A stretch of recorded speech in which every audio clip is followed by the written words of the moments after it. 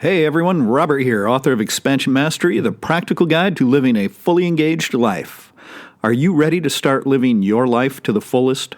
Are you ready and willing to transform yourself and your life from ordinary to extraordinary? Welcome, my friends, to the Fully Engaged Life.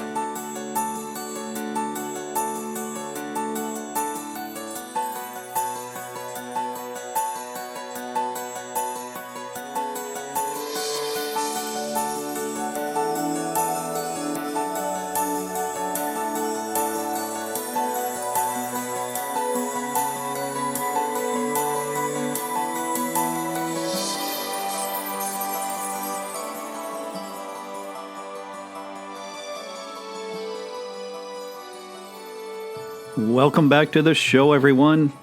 In the past, I've taken the time to explain some of the essential aspects to living a fully engaged life. Basically, what that means is that you are living in a state of high vibration with a constant sense of appreciation, and you have attained mindfulness, no mind, and that you have an open heart. I've even spoken to the importance of having an open heart and how, in the realm of authentic spirituality, it's not quite as easy and simple as being happy or smiling. In my book, Expansion Mastery, I did provide a nice beginner's level exercise, or in the book they're called challenges, for opening the heart. But when we dig deeper into this, when we go into the deeper levels, we understand that the heart mind must be calmed and quieted in order for the heart to fully open. In addition to that, in order for the heart center to be opened, the solar plexus must be fully developed and strengthened in order for the heart to open. The solar plexus is considered to be the key to opening the heart center. And one of the things that is involved in strengthening our solar plexus is doing a particular breathing practice that is directly engaging the solar plexus. So as I described with the three-part series on dissolving identity, we know that all of these practices have deeper levels than what we assume or even most often practice on a very superficial level. Everything has to go deeper. That's what these practices are about. The deeper we go, the more connected we get, the more awakened we have the ability to become. For today's episode, I would like to look more closely at the mind and what it is to truly be of an open mind. I had a wonderful discussion recently with a client who is going through some of the mind science training, and we discussed the idea of an open mind. And they kept professing to me that they had an open mind. Oh, my mind is open. I have an open mind all the time. And I said, okay, fantastic. What does that mean to you? What does that mean when you tell me that? And they said, well, basically means that I try not to be restricted by my beliefs, and I try to stay open to the things that I don't know or the things that are different, perhaps, from what I know or understand. And that's what it meant to them to have an open mind. It's basically just being open to considering different possibilities. Nothing wrong with that. It's just an incredibly superficial level. It's still important, it's still correct, but it's such a superficial level that it holds no real value for us other than on an academic level, which is fine for the thinking mind. And it's a great place to start. But we have to understand things go deeper. That's what the idea of spirituality is all about. We keep going deeper and deeper into ourselves to touch, to know our true self. We must then peel back the layers of acquired mind, such as the identity of the false self, beliefs, thinking, all of these aspects of mind have to be peeled away. And to do so, we begin by peeling away the outer layers, the most obvious, and we work our way inward. So if we look at what it is to have an open mind, we have this outer layer, which in this case is about how the ordinary mind perceives most things on a very superficial level. But it's also a fine place to begin. So here we see that having an open mind is being open to exploring and or accepting things that may be different than you currently understand. Maybe some things you didn't know. Okay, pretty basic, pretty easy. This goes a little bit deeper, and the next layer is not adjusting what you understand, but being able to adjust your beliefs. This is where it starts to get sticky already. This is where it's very difficult for most people, and most people stop. Therefore, they live their entire lives from a very superficial place.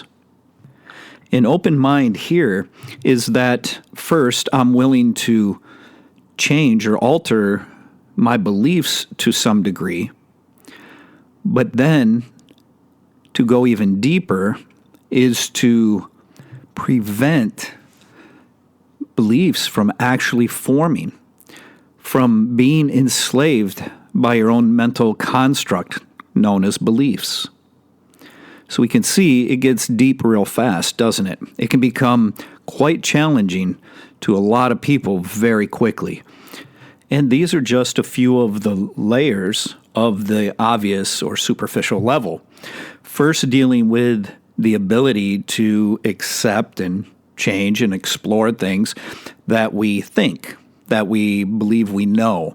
And then underneath that, we start to get into the actual beliefs so that we can say, well, this is what I believe, but I'm willing to change that if new information comes in or a new experience can provide me with something else. And then when we go below that yet, we start to eliminate the formation of beliefs altogether. Can you see how the mind is opening up? This is like a flower blossoming. Even to get through this level requires a lot of diligent practice and can take time depending on how concretely you have formed your beliefs.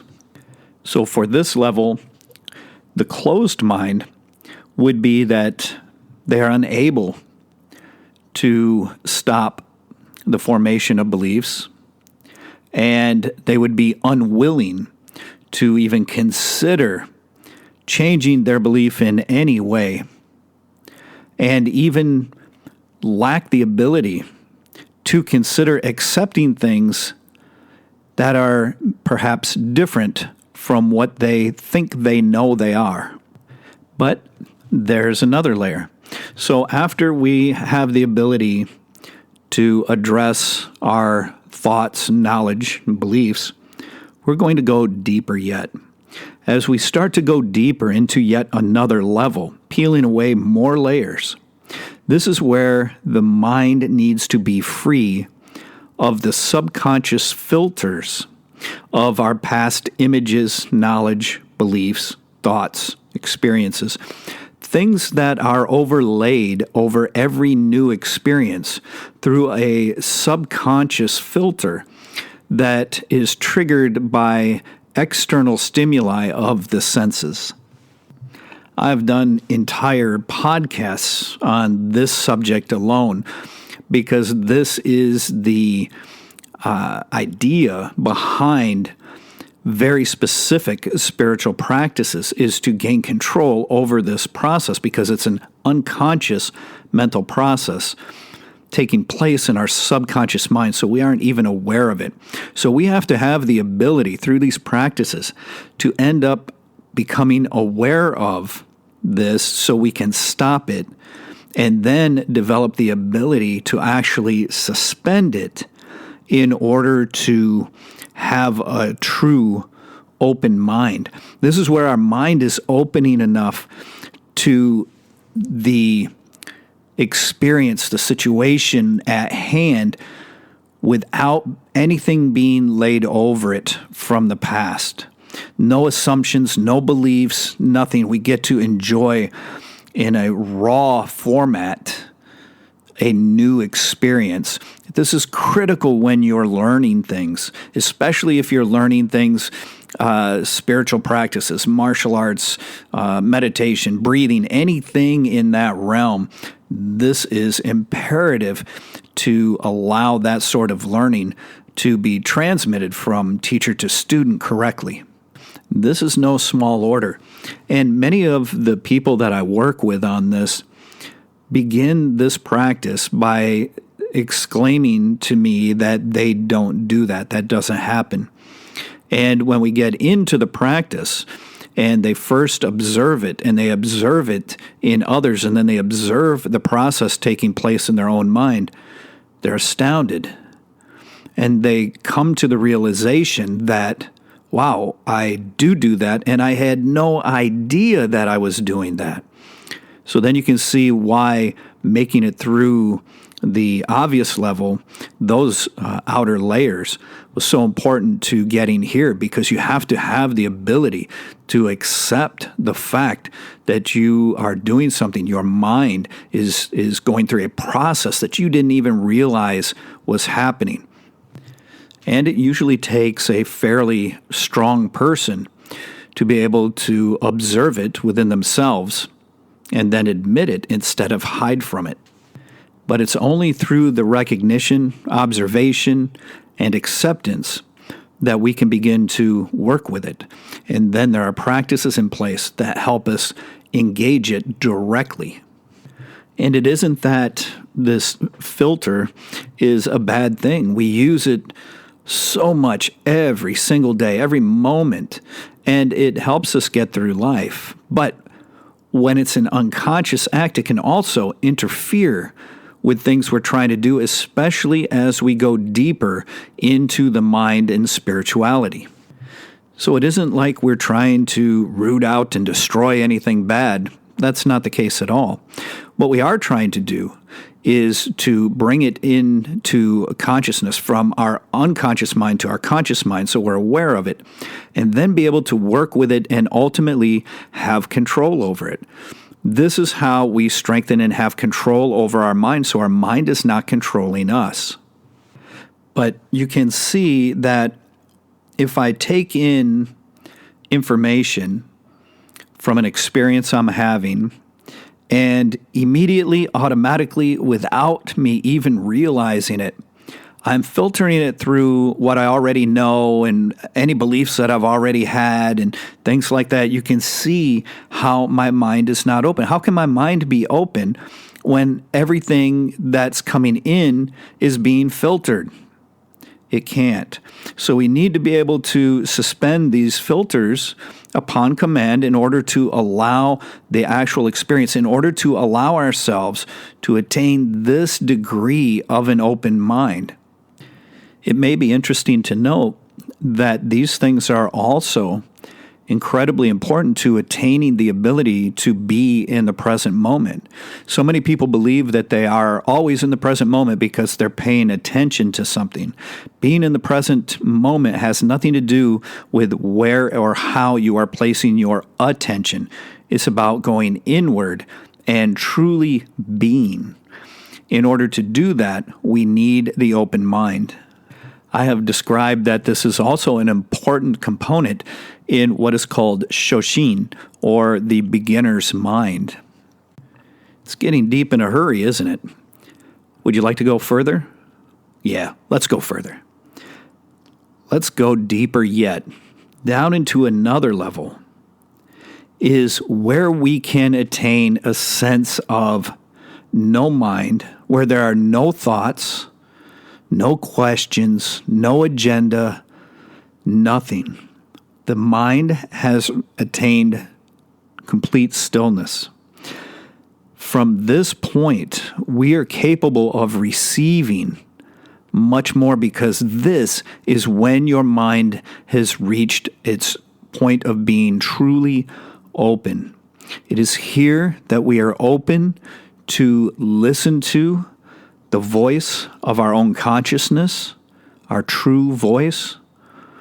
It is here that we are able to receive teachings, deep teachings from our teachers with what is called mind-to-mind transmission.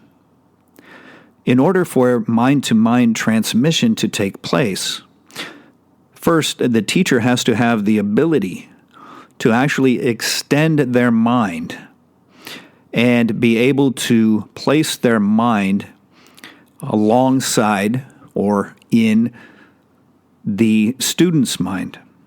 They have to be able to offer some knowledge, plant a seed of wisdom.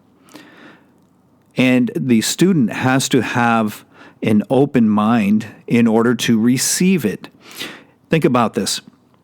If someone's trying to teach you something and your mind is racing with thoughts, are you truly capable of hearing what they're teaching you? No, you're really not.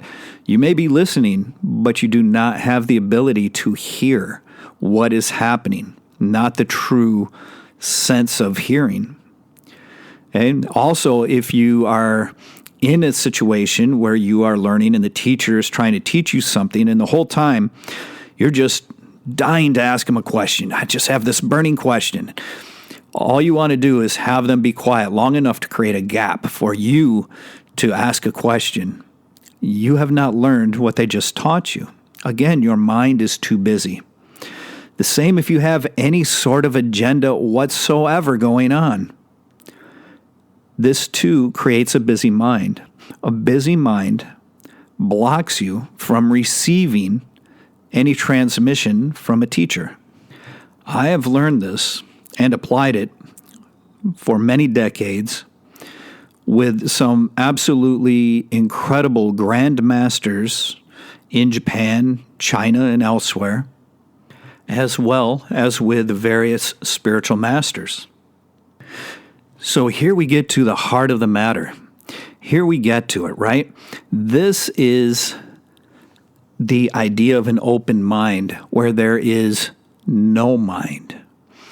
This is one of the highest levels of what it means to truly be of an open mind. And it is this level, if people are even capable of getting this close, that can also present some challenges. As I've shared in the past, I've had people that I'm training with, both under various spiritual masters as well as students I've had that have associations with various organized religions such as Christianity and Catholicism and that sort of religion. And this is where they stop because they have been explicitly instructed to never open their mind, because if they do, Satan may enter. And a lot of these people have been so brainwashed with that nonsense that they have genuine, real fear regarding this. And it's quite interesting because most of the time the pastor, preacher, whoever they have teaching them, wants them to have an open mind enough for them to be able to insert whatever they want, and then they want it sealed shut. And this is called brainwashing. So be careful of that. Okay? Be very, very careful of such things. Anytime you are taught or instructed not to have an open mind, there's a problem. There's a reason why, and it has nothing to do with the devil. So I am encouraging you to understand what it actually takes to have an open mind and to live as much of your life as you possibly can with a fully open mind. From this, then, we can really see that there are very few people in this world who live with a truly open mind. But those who do are surely living a fully engaged life. So what then can we do to begin the practices of having an open mind? Well, in order to do that, we're going to begin with the outer layer. Learning something is a wonderful way to do this, such as reading. Find a topic that you think you know something about, and then buy a book on that subject. Sit back and enjoy the book. Pay attention to what you agree with and what you may not agree with. And then look at the things that you may not agree with and give them their due consideration. See if it's actually valid or not. Could go either way. But in any case, we remain open to changing what we think we know, and we can use this as a process for doing so. And then you can become aware of it to where anytime you are faced or presented with some form of knowledge other than what you have, pay attention to whether or not you are open to considering it. We just don't want to accept it as fact, because there's a lot of things being said and presented that are very much not factual, especially in these days, but we can at least consider it. And then we can look at it from all sides and decide for ourselves whether or not we are going to change what we know about it, adding the new information, or rejecting it if it is false. So we are basically just working with the thinking mind on a very academic level and just allowing ourselves to consider new information, new knowledge. This would be the first step. And then once you can do that, then we start to go into beliefs. And you want to be careful with this one, because before you even start this, you should reflect upon the fact of whether or not you have any concrete beliefs. Sometimes people go into this and they say, well, I'm open to changing anything I believe, except for these beliefs. Hands off. Well, it doesn't work that way. It's all or nothing. Either you're going to work on them, you're going to relax and make your beliefs fluid, and then eventually even prevent them from arising, or you're not. You can't hold tightly to some and then the others are just whatever, because the mind is still clinging to this idea of a concrete belief, and that results in a closed mind. One example I like to use when it comes to the academic thinking mind and new knowledge is the food pyramid. The food pyramid I was taught in school as a child, we have later realized was pretty much upside down. It was all wrong. So many aspects of it were wrong. But in school, it was taught to us as a matter of fact.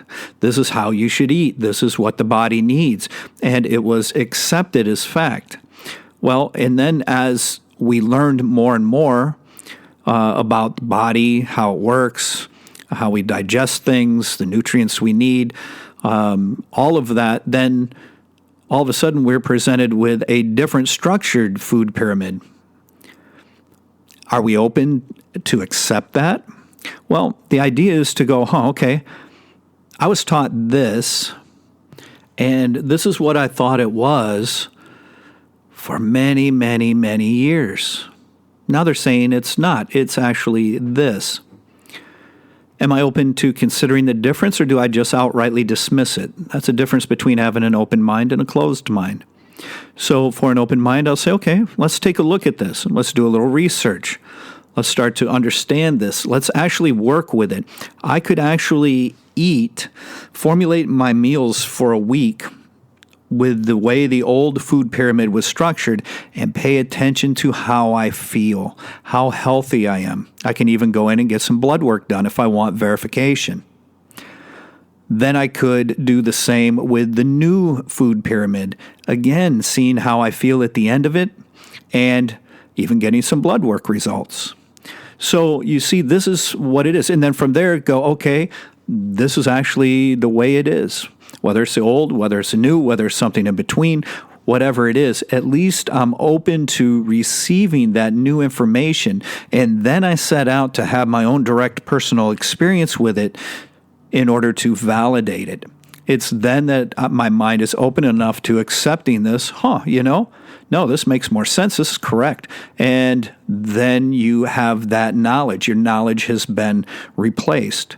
So this is just a very simple example, but this is a very superficial level, so it shouldn't be that complex. There you go. That's the idea of having an open mind.